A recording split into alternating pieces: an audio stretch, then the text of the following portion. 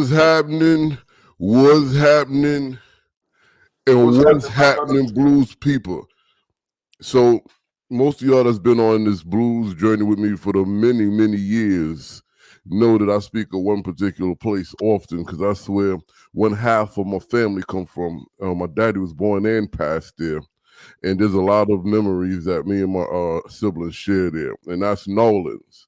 And I have a legendary and deeply rooted musician hanging out with me this morning, Mr. Glen Andrews. What's happening, sir? Man, I feel very thankful to be here, and I'm just wish the peace and blessings of God upon you and all the listeners and everybody. And I'm just very humble that you would take a moment of your day to call me. Bro, you doing some big things. We're gonna jump around a bit, but what I like the most is your Thailand native son and beloved musician of New Orleans. That's what they said. That was nice. And you have a great story that reflects our culture and our cultural music. Right. So I think I want to start with the genealogy and the location you come from, because right there, some believe that is the actual seed of American and world music as we know it. Well, the seed is Congo Square and all the surrounding areas that encompasses that area, which was the only place where slaves could congregate in their native tongue.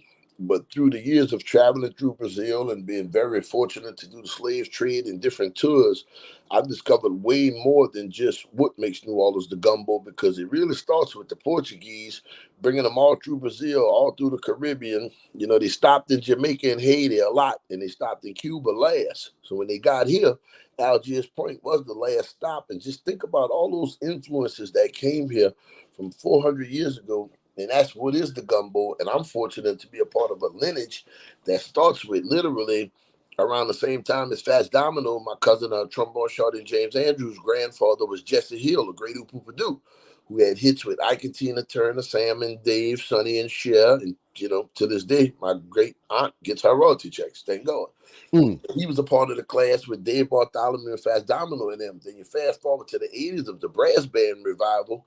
My older cousin, James Andrews, we started watching him, and my other cousin, Revert Andrews, who jumped out with the Dirty Dozen, who helped reconstruct how the bands was and took it to a jam band level with Widespread and all these people. Then my brother and them in the Rebirth Brass Band really took it all the way somewhere else to the Grammy Awards, for just opened it up. And without getting delving too deep into it, because, you know, radio and time constraints, I'm very fortunate to be a part of a lineage that we know for a fact created the fabric, which is authentic.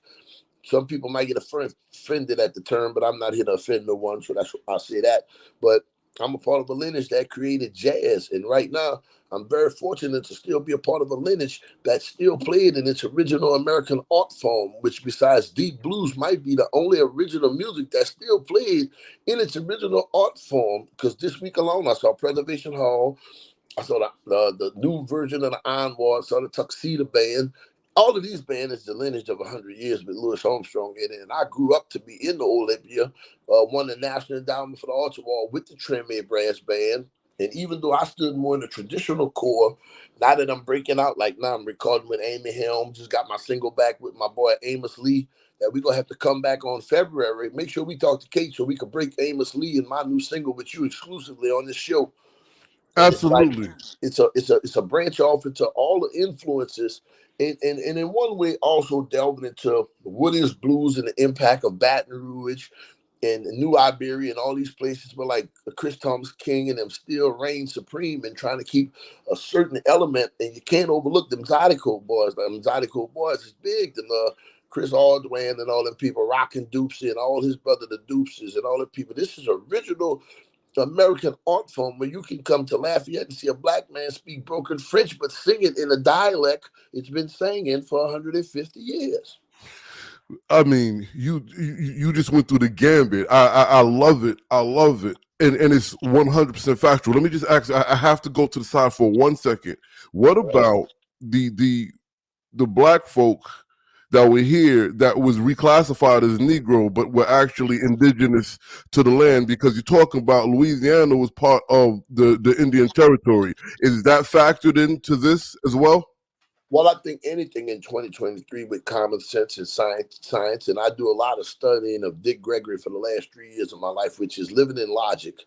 And the logic and the common sense in your question to most people who might not be enlightened enough to humble themselves to an answer, which would be people of our color walk this entire earth, and stop saving the debate for where we was at first and last, because it's obvious.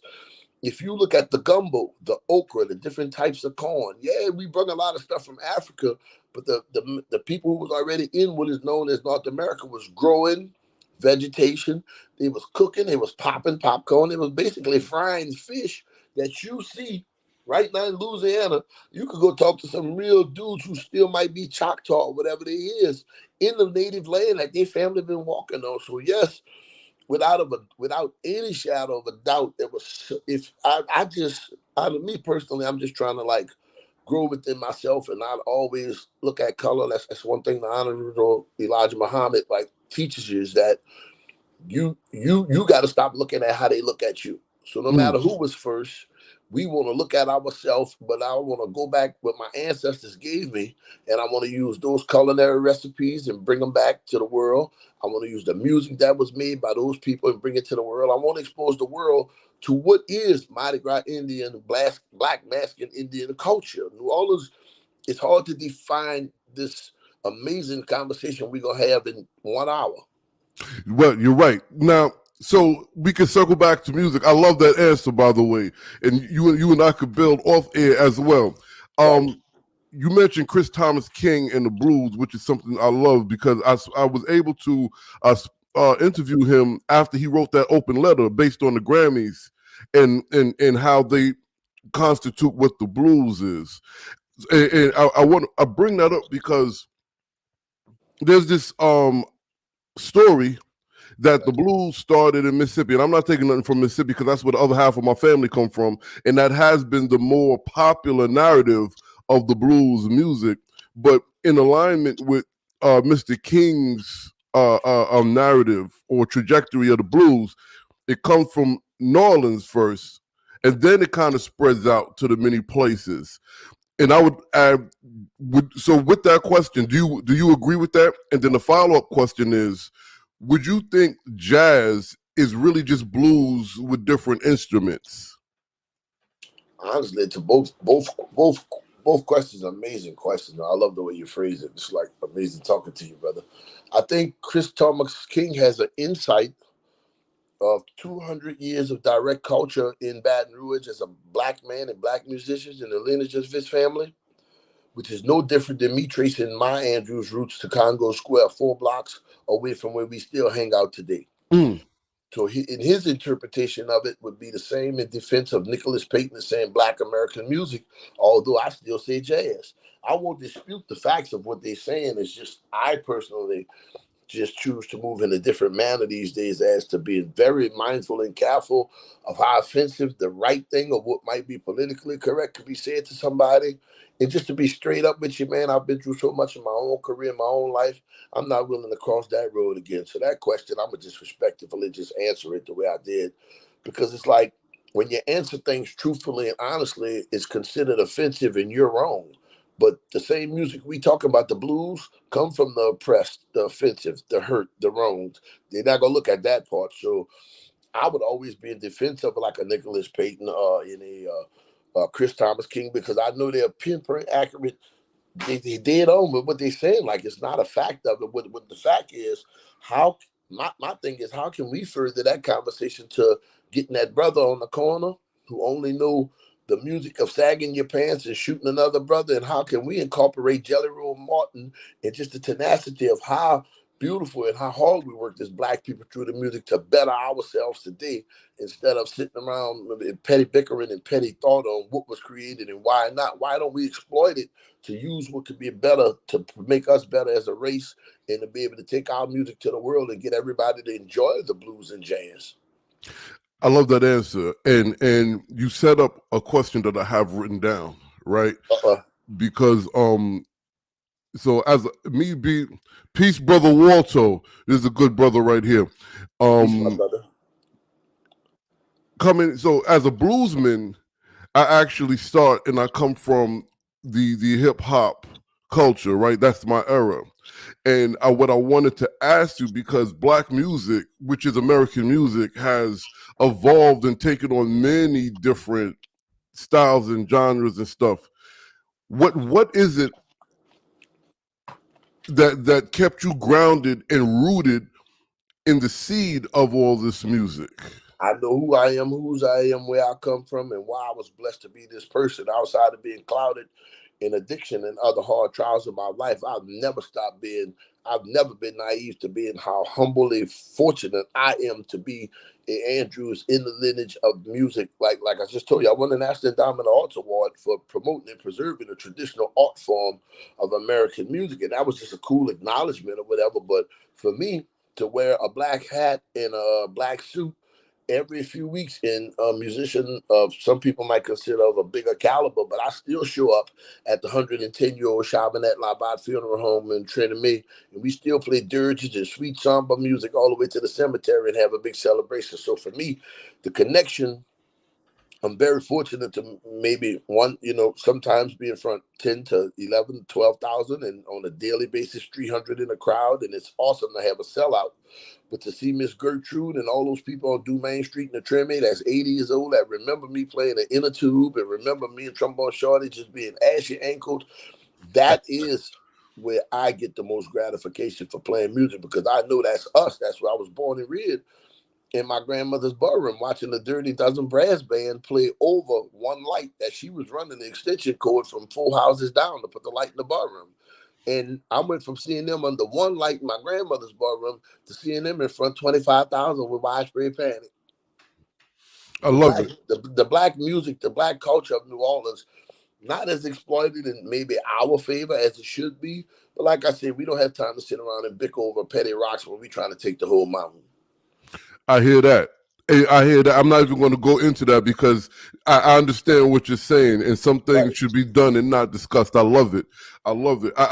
You speak about the cultures of Treme and the cultures of the burial and the music playing and coming down the street up into and when I came across I humbly came across you on Instagram. Yeah, we've been working it really good. We've been working it. Bruh, let me tell you, you're watching your videos. It I hate to use the term authentic only because of the discipline that I'm in. Well, it But is, and that's what we straight promoting. Like, if you notice, you see the mistakes and everything. Even like today, we did more of a. Today was more focused on me instead of like trying to celebrate some type of sobriety or something.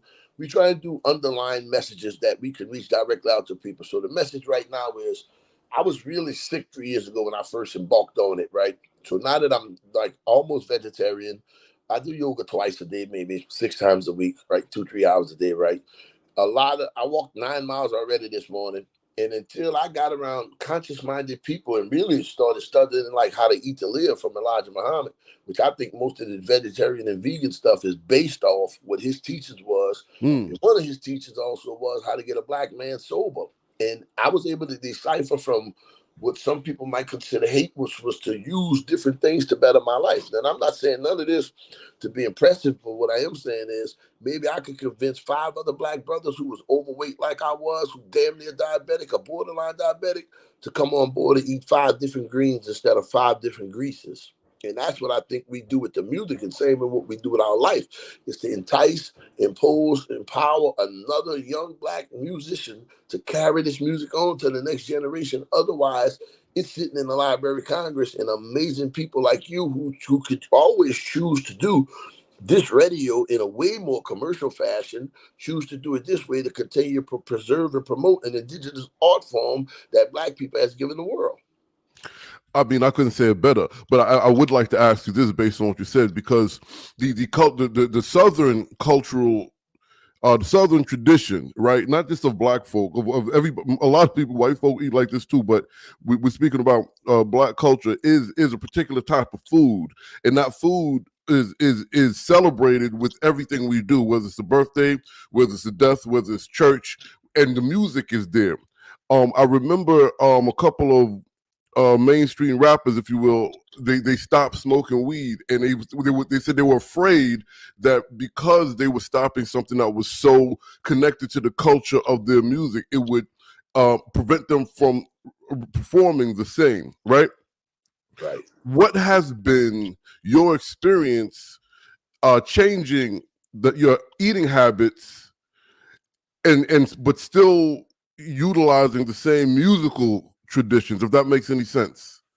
One of the biggest changes you had to make, that I had to realize first and foremost, I wanted to live, and I had to live for myself. And I was just delving and dodging into a lot of things that I was pretty much avoiding from 20, 30 years in my past that I realized that they affected. And even along those lines was the way we was taught how to eat and how we was raised. And just like, for instance, breakfast. So one of the first things I learned to change about breakfast, and I learned this from reading How to Eat to Live, why would you eat, why would you drink pus and milk, and your body been detoxifying all that with all that cream and milk first thing in the morning, when the human body is not even made for that type of consumption of milk? Why would you eat a dead chicken first thing in the morning? And of all things, why would you eat a nasty, filthy pig 7 o'clock in the morning when your body hasn't even digested it? And I didn't understand what break fast was, and I had to learn. But you got to realize it's a lot of amazing people that's been blessed to come in my life and give me different knowledge and different onsets, and it's been across color barriers. So I've been able to take this opportunity with a little fame that this music has got me, allowed that to get me to stay in Vermont for 4 and 5 months at the time and be in the mountains and detoxing and working out. And then the hope is to come home and see my 68, 78, 70-year-old mother suffering from whatever. And in the process, instead of seeing her suffer and go through all this, how about you teach her different? Like, see what I'm saying? Like, this is my daily routine right here. Like, this is not, it's not an act. I don't pretend. I know the darkness I came from, and I'm not willing to go back through that darkness when there is a way through the light, through food, through working, definitely through the great music that we play, and being able to absorb all that so that what you put out is more positive light, more betterment, and hopefully along the way, starting with your band, starting with your family, they can realize that you don't have to drink gin and you don't have to drink milk, there's a better way not to have to take insulin. So it's like it's just a hard conscious effort to stay out of the very dark place I come from, and I'm very fortunate nearly 3 years later to be walking slowly by faith, not by sight. I hear that. Amen. That's what they call testifying. Now, speaking of family and growing up 3 blocks away from Congo Square, you started touring at 14. I was 14 years old, signed up with Trombone Shorty, and we did the first major tour all over Europe, opening up for Bradford Marcellus. My first trip to Amsterdam, I'm trying to go back this year to be my 23rd trip to Amsterdam. I've been traveling since 1994 without stopping, only 2 years for COVID. And I was the only person performing online first, and I started touring first in New Orleans. And with the success of being smart enough to jump online when the whole world stopped, which had nothing to do with me, I didn't see what that had to do with me. I just put the cameras on and I started watching different rappers like Lil Boosie and all these people. And I was applying what I see, the more modern people who got more mainstream success, to the things that we do, whether it may be more authentic and more real, and starting to see how that I could apply that and defy monetizing my life. Like, that was the biggest thing, was to demonetize my life and then allow the spirit to flow. So however I move, even like with these interviews, we just very particular about who we talking to. If we're not talking about what makes sense to us, then why are we talking? Right, right. So, I wanted to ask about the connection of hip hop, particularly in that region. But It's I, huge. yeah, so because I personally am a strong believer is that hip hop is just a evolution or the great grandchild of these musics that you still play, right? Have you ever worked with a Little Boosie or a Master P or any of the young up and comings? Right now, I got a really hot song for this guy, Hot Sizzle, who's like the biggest bounce artist in New Orleans right now, besides Big Frida. We branched off and did a lot of stuff with DJ Pretty Lights, the dude Pretty Huge, with Danger Mouse and them. I did a bunch of stuff with people, and I've been very fortunate to still been pulling off a lot behind the scenes. And it's like, it's great to have names and all those accolades, but it's way more important to just be so humble to be in the room with so many such talented people, and that just way more meaningful to me. That you would even be so nice enough to consider me to write 24 balls in the studio for you. That's Right, like right. that's the biggest thrill I get when I get in the studio and I realize this like really big person in our mind who's like huge with an aura around him. It's just a peaceful, beautiful spirit that wants to work with you, and they really mean that from the sanctum of their soul. Like that's the gratification for me. No, I hear that. I hear that. So, I mean, coming from this long legacy of Louisiana music, um, what's the tradition from starting being in a band and leading your own band? At what point are you comfortable to lead your own band to this capacity the way you do now? If I had my ideal band of the greatest New Orleans musicians I like in my mind, I would still be in the side man. I wouldn't be a front man. I was a front man because my brother, Derek Tabb, the snare drummer from the Grammy Award and Reverb Brass Band for the last 32 years, is just a perfectionist. And he hit me with them drumsticks. So I got tired of playing the drum. And then I went to jail around 93. And when I came home, Trombone Shorty gave me my trombone. And Trombone Shorty, RT, is like a muse to us. Like to me, all of us, she's like a huge to be the presence in our neighborhood and the culture. She gave me a horn, which Troy gave me 2, 3 songs, and it took me on a different path because it was like I inherited 2, 3 more little brothers, even though they're my cousins. It was more like little brothers, so it took us down a different path. And without like just being like naive about it, like how fortunate have I been to be able to say that I've seen almost the entire world. I've studied Catholicism in 2, 3 countries. So everywhere I go, I want to stay. I've been encouraged to stay. I never thought I would meet King Goodwood Zulu Tini and spend 5 days with him in the palace. All of this is from this indigenous music of New Orleans that we've been carrying this torch for a while. So, like, to be called certain things like legend and of legacy and all these great words, I'm thankful and I'm very humble. But that for me just makes me like, you can look at my walls right now. I don't have one trophy, one nothing on the wall. Like we don't roll like that. We just it's for you to enjoy, man. I want you to enjoy what I'm doing. And if you buy a record or download something, like all power to you, thank you. But if you enjoy it, we both won. Right. I dig it. I dig it, and that's a real spiritual journey.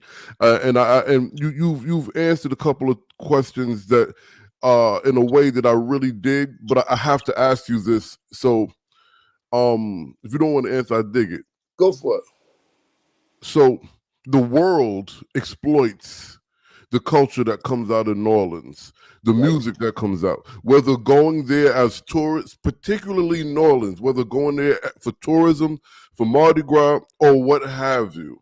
But the people are usually left bled out with nothing other than I gave 60 hours a week for somebody else.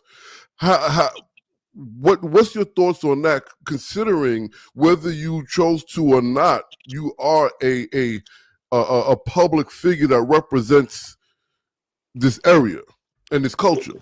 If we allow your entire phrase question to continue to dictate how we maneuver as a race, even in our communities, we'll never clean parks. Mm, If we always want to just have mediocre barrooms and check cashing and dollar stores in our neighborhoods, then you'll never have a quality of life to raise the value of your neighborhood. And that's the same as what you're saying with the exploitation of the business.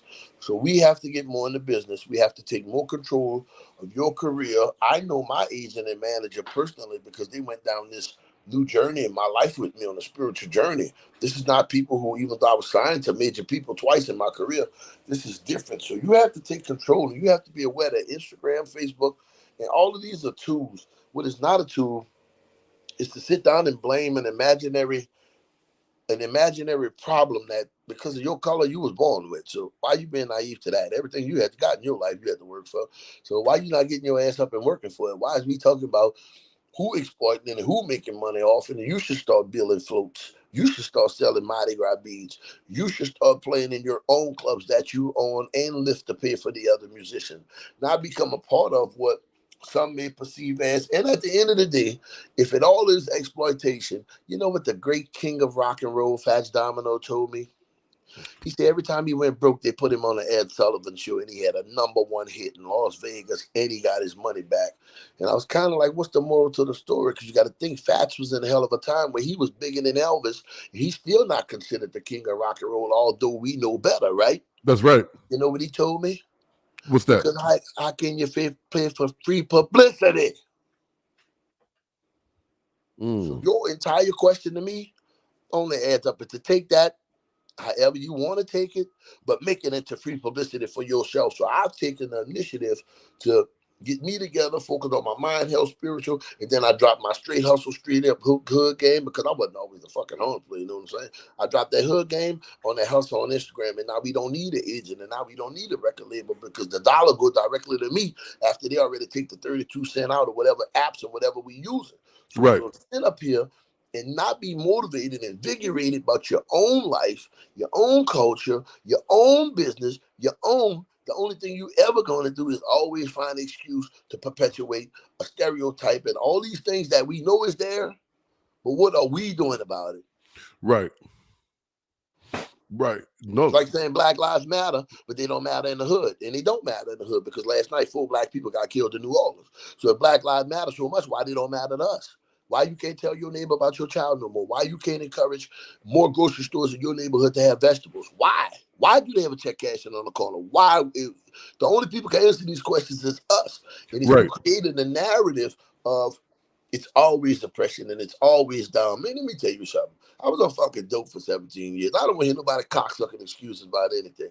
Get off your ass and make something of your life and then lift the next black man or the white man, whoever next to you that's uplifting you, and try and live in a more peaceful, humble fashion, not being naive to that. Your brother, your sister, it's over 400 years of why we don't know. But are me and you on this show willing to reach our hand out and say, instead of you not knowing, first of all, that's okay. But today, we don't use peanut oil. Today, we wouldn't touch canola. Today, we're not putting Suave deodorant under our arms. Today, we're not putting Colgate in our mouth. Today, if you want to wear Coach, Polo, whatever you wear it. But at the same time, you can support that brother on the corner with the T-shirts, but to encourage him to think further than T-shirts, then support him as well. We got to think further than T-shirts and cocoa butter. That's 100, but that's funny, but that's 100. Now you spoke about, and that's something that's we all experience regardless of the region, and that's the products that are in these stores, right? Because I remember when I was still in New York, I would have to go to the gentrified area to get good produce. That's a fact of America, but don't. The also fact of America is before basically like 1970s, then every black house, especially in the South, had a garden. Exactly. Black people ate fresh. They didn't have cancer, diabetes, and all this stuff. So now that you and I know and other people know, you don't have to make it a color thing to reach out to your brother and say, you are not supposed to be 400 pounds and looking that way. And in the same light, you have to step up and tell your sister, say, sister, it ain't good having 8 cheering for 7 different men. See, these the conversations that we don't want to have, but we want to mask it and all this other shit. And that's why we fall into mental health. That's why we fall into things like child rape and all this that's covered up in our family. That's why we still can't accept the fact that the organ player in the fucking church is gay. This is why we can't help ourselves, because we're too busy talking about what is. What are is what I'm saying. What are we doing? I'm not concerned with what is. I've been through what is. What I need to know about that for? Nah, you took it there. I mean, it is what it is. I live in America. I'm black. I've been on dope. I had to fix my credit. I'm paying IRS. I've been fortunate to do 150 gigs, and 3 years ago I was in the dope house. Don't tell me what's not possible if you don't put your mind to it. That's right. Don't tell me nothing about no white man doing you nothing, because ain't no white man stop me from walking in the fucking rehab. And ain't no white man stop me from get up every day on Instagram and grind. But I bet you I watch that white boy the same way I watch that black dude on Instagram, and I apply everything they do to what I do. I just keep it authentic and organic, and I only boost my promos. I don't boost my numbers. I make my numbers be reflective of what they are, because I believe in myself to get up and keep the blues real, keep the zydeco real. I'm going to play jazz the way I play it real, and whatever I so feel, to respect cultures and people wherever I go. But you got to think about it this way. Your television show is just as big as the other 2, 3 that I'm going to do that I know for a fact got 50, 60,000 listeners. What's the difference? The difference is you took a personal time to invest a seed in my life to help me get my story to the world. How amazing is that? That's No, way that's real bigger than the talk. check the other dude about to give me. But the check ain't got nothing because I can pass it on and tell him, man, I just did a cool ass interview with such and such. But man, damn, like, and this is how you, this is why the numbers you see are reflective because I do all the interviews like this. So anybody who watching who want to reach out, we got a platform that we think we could plant a seed in and it work, then we enter it. If not, then we can't. But realistically, you cannot be naive to how important we both are helping each other. And that's the initiative we got to take. You want to get on national radio? Start by asking me, man, you think you can get Shorty? I might can't get him for a whole interview, but I can get you 10 minutes on the phone with him real quick with me. Wow, boom, boom. Then there you go. And that's how you pull each other up and and you got to consistently say, no matter what, they got somebody who really got it hard, and that's why I got to make the difference to pull them up. Right. Right. Wow. You're preaching, but not in a bad way, in a real way. I live this shit.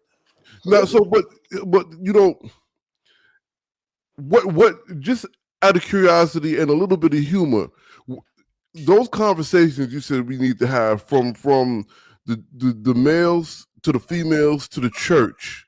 If we actually solve all these problems, will we ever have any more blues songs to sing? Well, the thing about it is the blues is just an involvement of our life and our cultures.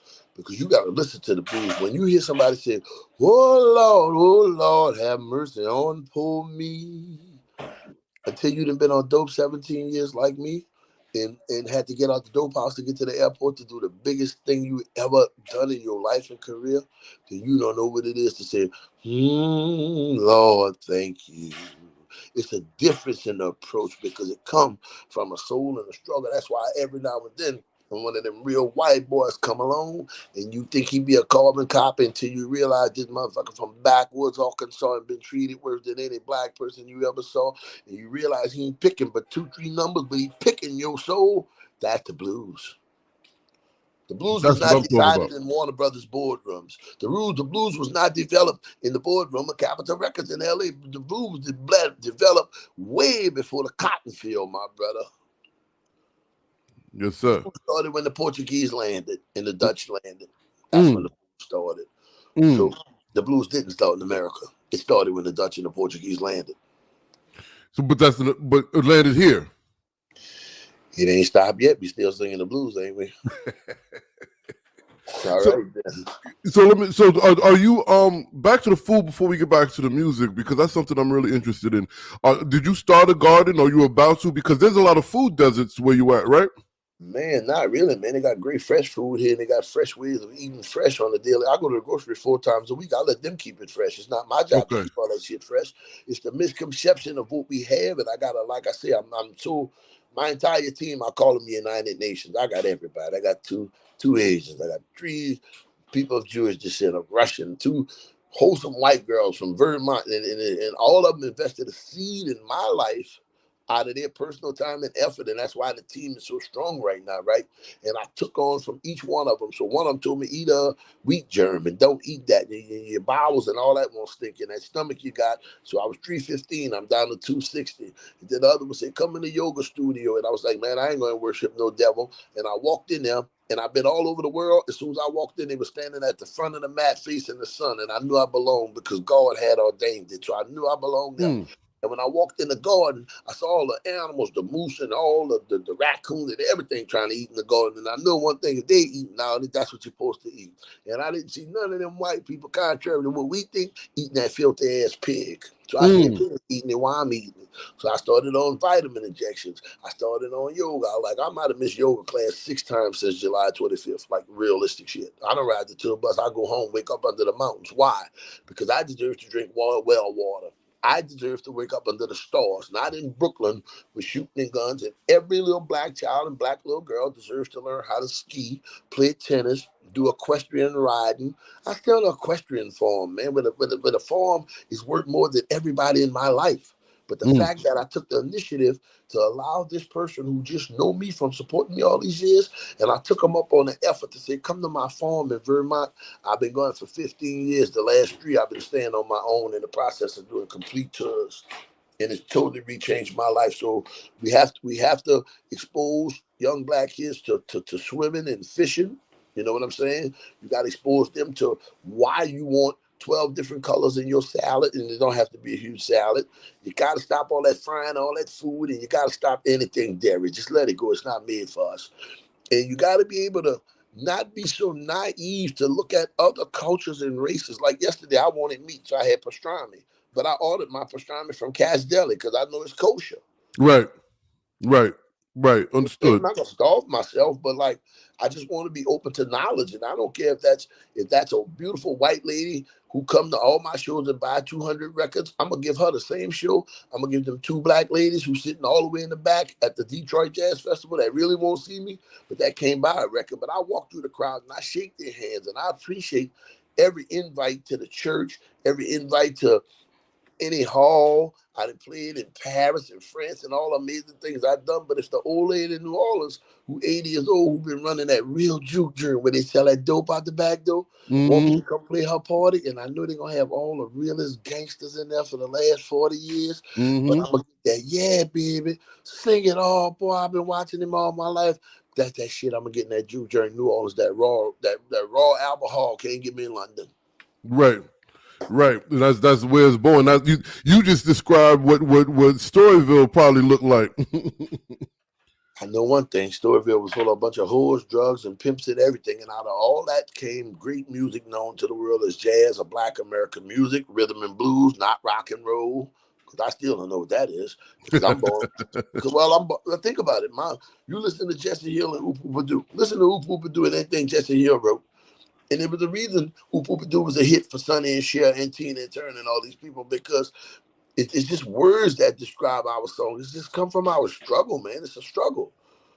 When people ask me to define myself, I usually walk off. Man, tell me what kind of music you play. Enjoy your interview. Goodbye. Hang up. So what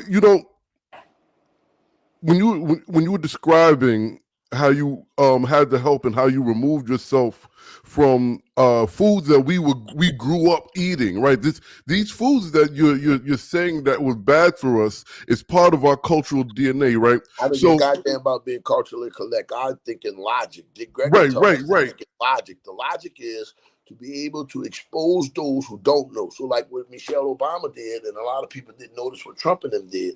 She brought a lot of more fresh options to school. And my brother runs a school called the Roots of Music in New Orleans. And they feed the kids every afternoon. Because the reality is the average kid in public school don't even eat till the next day. So if Mm, we don't give you something, let's give you something feeling healthy and be able to send it home. And if it's perishable or not, it'll work overnight and you can eat it to the next day. This is what you have to do to avoid childhood diabetes, depression, and like addiction. A lot of these problems is coming out of the grocery store because the reality of the grocery store is you should only be buying 15% of everything on the grocery store on the rim. right, right, Everything in the middle of the grocery store has no benefit for your life. right. So do I guess well I don't guess what I'm asking you is a quote unquote culture or tradition what taking part of what's killing us physically because we believe this is what we're supposed to be eating and we're Of really course, supposed you why understand would what I'm anybody? asking? Of course, why would anybody black eat a pork? Pig has got to be the filthiest animal in the world. Why would you put that in your body? Mm, It don't even sweat. You see how big a pig is these days? Imagine why those young girl breasts are so big and all this different stuff. We got to stop being naive, and we always want to place blame in all this shit. But we got great doctors and we have amazing black scientists and we got the best black inventors in tech and science and all these different things. And like, look at the amazing things Deion Sanders done. We need people like him to go and do that to Xavier at the medical department. Give them a $20 million endowment and study black obesity and asthma, and as well study black opera and black visual arts and black painting and all this there. And then get a rowing team, get more rowing teams so black people can be exposed to rowing and cricket.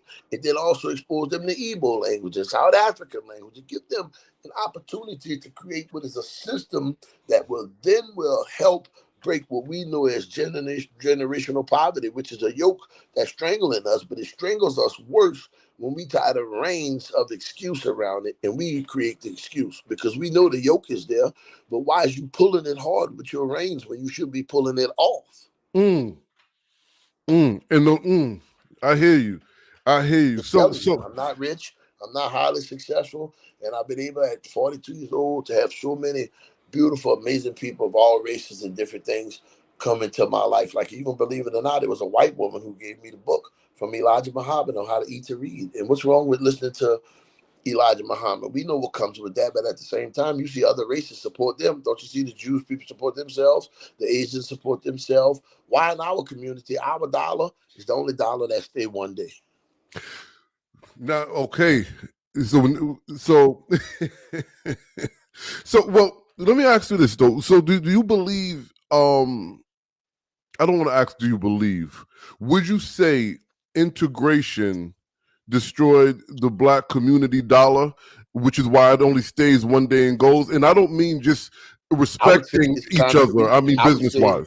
I would say you have amazing examples like the Russell Simmons, the Diddy's, the Jay Z's, and everybody who, unlike like this fool Kanye West with this ignorance, and someone like me who has been in the business and also has seen an amazing Jewish community thrive in New Orleans. How about we reach out to our Jewish brothers and sisters and our white brothers and sisters and bring some different banks to our community and attract some different type of investment? Because believe it or not, the people of all those races, they come from the same struggle with us. Did you not see them with Dr. King and all the people fighting too?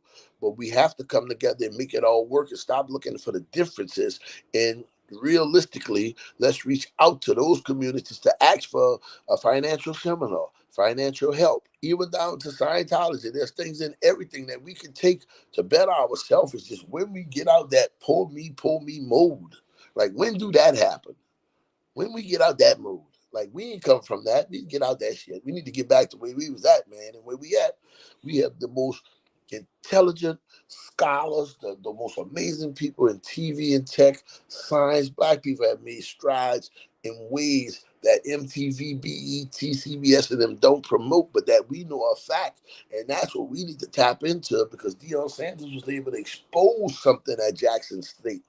Like, thank God he had the money to do the things he done, and thank God he was able to take another opportunity to continue to grow. But realistically, instead of the conversation being of him leaving and all that brother's a sellout, the reality is that brother never had to go there to help put the spotlight on you. But for the black, he did. Now, instead of them playing One Monkey Don't Stop No Show on the internet viral thing, I want to see who's the next business person and the next black athlete, Warren Sapp, whoever going to step up and fill them shoes so we can keep that momentum going. That's what I want to see. So it's hard to have a straight black point of view when I sleep on the tour bus and I travel the entire world with white, black, Chinese, Asian people. That's helped me wipe my ass. That's helped me get over dope sickness. That helped me get to a better place in my life. I don't have a black point of view.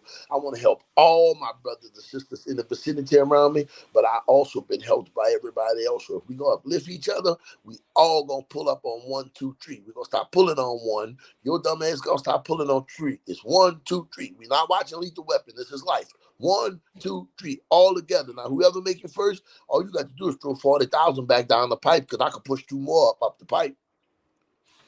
So let me ask you this, because you've been very candid and open about your trials and tribulations. What was it that made you say, "Yo, I got to stop this"? Well, like I said, you have first of all that we all worship something that's bigger than ourselves. So we start there, because it's not the alarm clock that woke me up this morning. So we establish that. Second thing is, there's a darkness that you walk through that was never ordained on your life. And anybody who knew anything about enlightenment, if anybody that was enlightened, we all got to go down that road, because it was already written and ordained. But guess what? That's not promised in prosperity in all different walks of life, in health, sight, mind, and body. Is promised to you, and I wanted what's mine. And I feel like if I humbled myself to whatever God was going to give me, then what He truly want me to have may just come in my possession. Do I still have ambitions and wants and needs? Fuck no. I'm trying to get through yoga for 2 hours. Then I'm gonna deal with you in the world. I hear you. Man, I'm sitting in my apartment where I pay $750 a month. One internet, big. I got everything, all of the amazing things I do out of my apartment humbly. Yeah, we got the tour bus, and yeah, we stayed for 4 months on 10 acres in Vermont. But we use all these different amazing humans of different races in my life to enhance that part of my life, because I understand it's important for a black person or a black family. They should figure out a way to take a vacation 2, 3 times a year, because you need that. You need that. You need to go to the shore, get it, whatever, however you can do it. We need to go to the country by grandma's house again. What happened to the children who left the city and will go by their grandma in the country for the summer? And all Yes. this type of stuff. You need that, man. You got to cut the phone off and schedule them Instagram posts and them Facebook posts. Hell, you might see some of that shit scheduled, and I'm most likely I'm in Stratton Mountain in a yoga studio. I hear you. As we begin to wrap up, because I don't want to hold you too long, what would be the most misconception people have about Treme and New Orleans? Something that they think is the truth, but so far from it. Boy, all the women down here do voodoo. They are convincing. I'm almost convinced. 90% of the men down here can way more convinced than the tourists, but they think everybody do voodoo because they don't have the knowledge to understand what the religion is and what it's really made about. But that's a cool thing too. It helped sell a couple of voodoo dolls, and they got tarot and all that craziness. But the misconception of New Orleans is don't believe what they told you. Remember what I told you. Get your ass down here and come get exposed to the greatest thing in America. And that's a bold statement I stand by. The greatest thing ever happened to America was New Orleans. Well, so between New Orleans and Oklahoma, those are the two places that pretty much established America, right? As we know it, you think? That's the first time I heard the word Oklahoma since being on Oklahoma. So I can't tell you much about Oklahoma, but I can damn sure tell you they got 100,000 people a day come to New Orleans, and they mention New Orleans. Yeah, that is true. But I just mean the setup, how the system, the society of New Orleans, kind of how what we know of how it operated then and now is kind of how the world, but the United States operate. Would you say that, or is that too big? Well, it's big enough for whoever believes that. And if that's your reality, it is the reality of what we all see, and whether we publicly or privately acknowledge it, that's an undertone that for me, I think I've been, like I said, man, you gotta remember I've been staying. For the first 4 years of my house, I met 25 different nationalities of people whose home I stayed in. So Right. to be naive to the George Floyd situation is the same as to be naive to the fentanyl wasn't a problem until white people and Miss Mary, the soccer mom, and Cindy, and they start dying. So now it's an epidemic. But like I said, it's not for me to always indulge and touch on that because there's a bigger solution out of everything that we know is fact. We know the fact. Do you really have to spend $1 million on a Harvard study to realize if you keep eating them nasty ass fatbacks and them rib tips that your ass gonna die at 49 over the stroke? No, you need somebody to tell me straight up, say you fat motherfucker, you gonna die, you keep eating that. But let me tell you something, you don't have to do that. And you got to tell them why you don't eat a pig. And if you show somebody a piece of pork, expose it to the ground, let that sun hit it, and you see them worms and all of it come out, we'll change 9 out of 10 black people's mind right there. But we don't do that. You know why? Because it's not correct to do that. Oh, I don't say that about that boy. You know, look, man, your uncle raping your daughter. Black men should be more involved in their children's lives. Wow. Even though the mama's mad that she got 5 different ones with 4 different men, it's not my fault. She was seeking the same thing her mama was seeking, what her mama was seeking. But now that we know that is the real syndrome to having multiple children, how about we put a stop to this and we figure out a way to do it? And how about the church stop selling the fake dream? The church stop selling the fake dream with all these made up bishops and all this old craziness and go back to what it is, which is about the people and spirituality with one God. And we all find a way to come together on one chord, not selling the message of prosperity and finances, but selling a piece of prosperity through health, through wealth in different ways, generational wealth, through land ownership, not through excuses, fake ideology, and playing the blame game. And the worst, and I'm finished with this one, is the offense when the truth is blatantly in your face. No, I dig it. You're clearly at the point where let's rip all the crap and get to the root of the problem and deal with no more band-aids. Is it not apparent how amazing and how blessed we are with the amazing, beautiful black scientists? We had 2 black surgeon generals, the strides in the LGBT community with everything. But why are we not all at the table of, first of all, forgiveness? Because we all got to forgive each other because nobody's superior to the next. And then we come up with an ideology of what is the human race? Would you not want your daughter to be treated the same as his black daughter if she got pulled over by a cop on a rural road in Oklahoma? Or would that white girl not still want to be comfortable walking at the second line in New Orleans and the black man potentially robbing her, raping her? See what I'm saying? The pot can't call the kettle black. The truth is, our pot just been black from the start. But guess what? Black kettle pots cook the best food. Because why you think Southern cuisine is winning James Beard Awards at five-star restaurants? Because they call it fried chicken, and we call it just what grandmother made to make everybody happy on Sunday. That's right. That's right. That's right. That's right. So let me ask you one last question on what you just said. Do you think a lot of times blues is not discussed more than technicality because this concept of forgiveness and getting over this treatment people don't want to deal with? I think you make sure people like Chris Thomas King and them great zydeco musicians and them boys from Austin and all that places that really play this blues and all this great music, you put them in the public schools, you start showing up at the Brooklyn Community Center, the center in Oakland, the center in Detroit, the one in Nebraska where they might not have no body, and we start bringing back a great American art form, and we even down to like the explicit records. Jelly Roll Martin was singing about dick and all kind of things way before Cardi B, but you got to teach them the connection, and we got to show them how all of this great music is connected, because like rap is only the cry of the young black male in the streets of America who's not listening. And what they're listening to who they tell you to vote when you only have two ways to vote. But what music do, music don't tell you where to vote. Music say, come here and let me comfort you. I'm going to comfort you with the blues. I'm going to comfort you through gospel. I'm going to give you the inspiration through inspiration. I'm going to give you a good story with country that can make you go home and make your old lady forgive you. Them country boys so good. The country boys make your ex-wife come back to you and she married. And it's like you got to rock when you want to rage out and you want to go in the yard, and you and your son need to, you need to touch bases with him. So you got to go out there and you got to play a little Travis Scott. But then you listen to Travis Scott, you say, God damn, he's just a black dude who grew up in California, just not the hood part. So his skateboard and his nose ring and his tongue ring, we ain't making fun of him because that make him less blacker.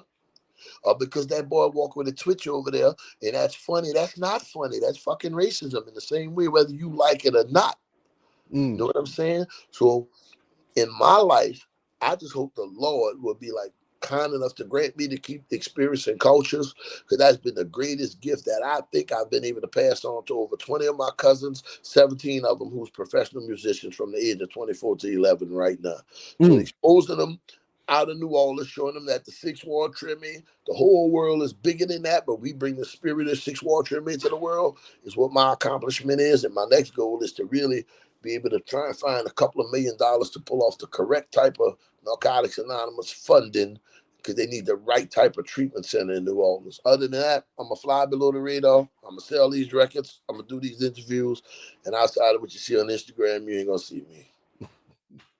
So if a young musician, and I mean, pretty much everything you said answers this question, because you're definitely a brother that's making sure you're sharing the wisdom to prevent people from making mistakes if you can, or correcting whatever mistakes. I'm sitting here talking to you on my own free will this morning. I would be so naive to even believe that, more or less think it. That didn't happen. It took a lot of therapy and a lot of people to make me get in the mirror and know for without a shadow of a doubt in the sanctum of my soul that I loved me this morning. And that's the help and willingness I would like to see in our community to give those who are suffering, because you got to realize it's so awful that little bitty kids on a daily basis see yellow tape and don't even cry. Right. You see yellow tape and don't even cry. If you showed that to one of them little children in the Northeast, they would cry for months and be traumatized.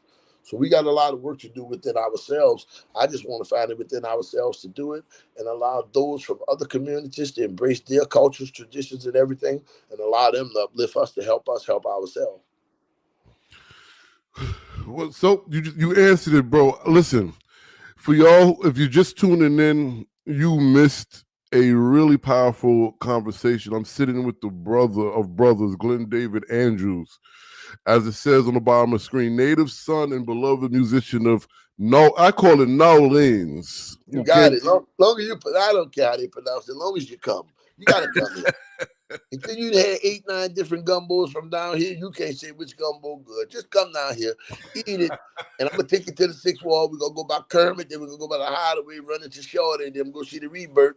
After about 2, 3 days running with me, you'll be ready to get back to that kale salad. Trust me. You'll be running back to that kale. Well, yeah, I love kale, but we talk about that. We'll talk about that later because when I come down, when I come down to New Orleans, I have not found it since I was a kid, but I definitely need hot tamale. I have not had a hot tamale since I was a kid. I had one since Manuel's on Carrollton. They've been closed 20 years. It's not my biggest thing. I'm moving more and more away from meat. So yeah. But I'm gonna bring you in. Trust me. You're gonna need a Pepsi AC after you eat 12 of them bastards. I'm gonna be looking at you. I'm gonna say, "How them hot tamales?" I bet you saw it enough. Come on, we got more to eat. We ain't done. Come on, let me get you 6 of these fried pork chops. They come 6 to a bag. Oh no, they come 6 to a bag and they're $1 a piece. When I tell you they sell over 2,000 a day at this store uptown. With a hurricane. Well, I don't go that way too much no more because I ain't gonna pretend like I ain't gonna get me 6 of them. I'm just gonna have to walk an extra 10 miles. Shit. Don't let that yoga and all that food. Y'all grew up on them pork chops and them grits. Every now and then they be calling me, but I be running the other way. Yo, listen to me. Follow this brother. This is his Twitter. Tremaine Prince. This is his Instagram. This is his website. Follow this brother. Get to know this. This is real New Orleanian music. All the way. And I'll see y'all on the flip side. Man, I'm so humble and thankful you would invite me. I got to get on out of here. I'm going to do the TV show with my friend Josh Stalkman. And I wish all y'all light, love, and peace. And thank you so much for having me, brother. Thank you.